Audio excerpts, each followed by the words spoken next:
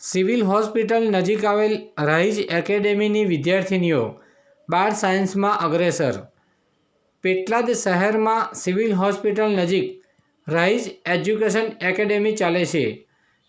ગુરુવારે આવેલા બાર સાયન્સના પરિણામમાં રહીજ એકેડેમીની વિદ્યાર્થિનીઓ અગ્રેસર રહી હતી અને એકેડેમીનું ગૌરવ વધાર્યું હતું. આ સમયે શિક્ષકો તથા ઉત્તીર્ણ થયેલ વિદ્યાર્થીઓના વાલીઓએ મોં મીઠું કરાવી તેમને અભિનંદન સહ શુભેચ્છાઓ પાઠવી હતી. આ અંગે રહીજ એકેડેમીને લઈને ઉત્તીર્ણ થયેલ વિદ્યાર્થીઓ તથા સંચાલકે વિગતવાર માહિતી આપી હતી.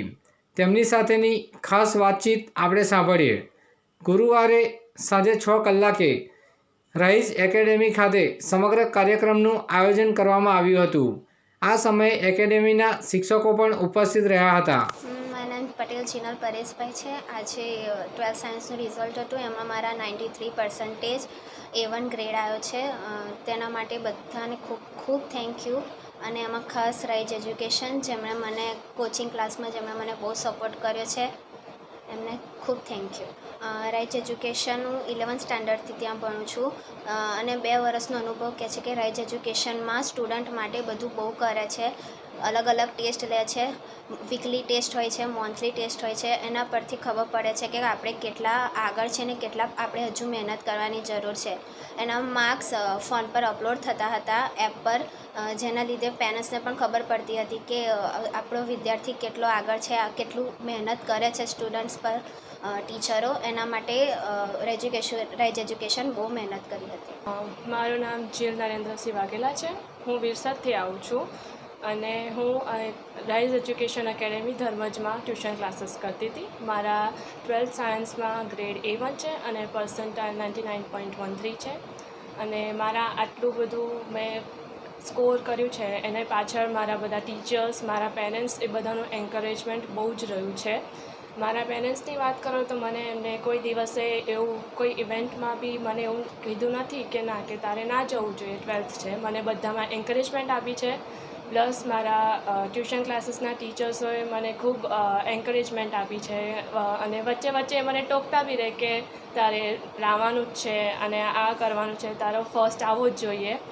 અને એ લોકોએ એના માટે બહુ જ હાર્ડવર્ક બી કર્યું છે. એ લોકોએ સ્પેશિયલ એક એપ્લિકેશન બનાવ્યું હતું જેને અમને ડેલી ટુ ડેલી અમારા ક્લાસીસમાં જે ટૉપિક ચાલતા રહે છે, અમારા ટેસ્ટ લે, એના માર્ક્સ બી અપલોડ થતા રહેતા હતા, જેનાથી અમારા પેરેન્ટ્સને બી અપડેટ રહે કે છોકરું ટ્યુશનમાં શું કરે છે અને શું નહીં.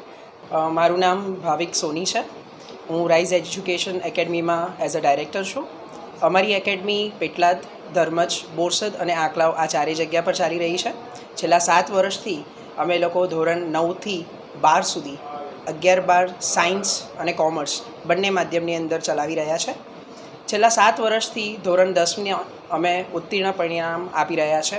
ગયા વર્ષે પણ સેન્ટર ફર્સ્ટ 12th સાયન્સમાં અમારી એકેડમીમાંથી હતો. આ વર્ષે પણ સેન્ટરની અંદર અવ્વલ નંબર અમારા વિદ્યાર્થીઓ લઈ આવ્યા છે. આ વર્ષે ધોરણ 12 સાયન્સની અંદર કુલ સ્ટુડન્ટ્સમાંથી 98% સ્ટુડન્ટ્સ પાસ થયા છે. એટલે અમારું રિઝલ્ટ 98% છે.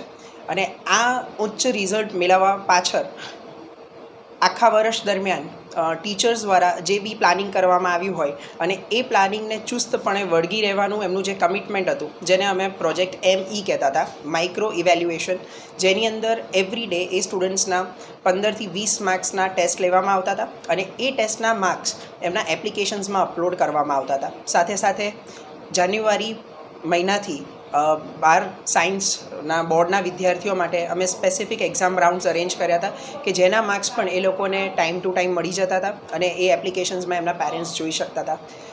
શિક્ષક, વિદ્યાર્થી અને તેના પેરેન્ટ્સ, આ ત્રણના ટ્રાયંગલને અરેન્જ કરીને અમે આ સારું પરિણામ લાવી શક્યા છે. બાકી સ્ટુડન્ટ્સે ખૂબ જ મહેનત કરી છે. એ લોકો ઘણી બધી વખત ડાઉટ સોલ્વિંગ સેશન્સ પણ એ લોકોના 2-2, 3-3 કલાક સુધી ચાલતા હતા અને ખૂબ જ એમને મહેનત કરીને આ પરિણામ એ લોકો મેળવી ચૂક્યા છે.